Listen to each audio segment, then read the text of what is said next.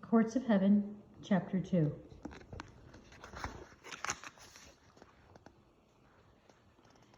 The Books of Heaven. If we really want to get results from the courts of heaven, we need to know how to operate within these courts. Lawyers go to school for years to learn how to operate within our judicial systems. They learn to speak the language of the courts, just as they must know how to address the court, present cases and briefs, so too we must learn how to present things before heaven's court.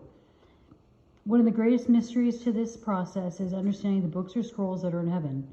Daniel 7:10 tells us there are books or scrolls in heaven that must be opened before the court of heaven goes into session. Once the courts of heaven are seated, the books are opened, the court appears to come in session. A fiery stream issued and came forth from before him. 1,000 thousands ministered to him. 10,000 times 10,000 stood before him. The court was seated, and the books were open. Daniel 7:10. From this scripture, we can clearly see that understanding of the books is foundational to court activity that allows God's kingdom purposes to be done. But what are these books and what is written in them?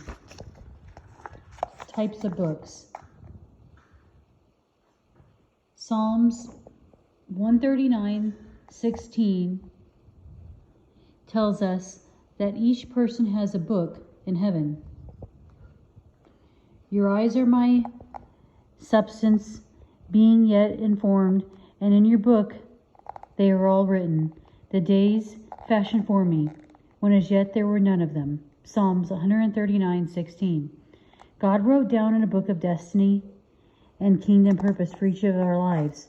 God saw us in our fleshly form in the earth before we ever existed. He saw our days, not just the number of them, but he saw the activities in them and what we would accomplish in our life.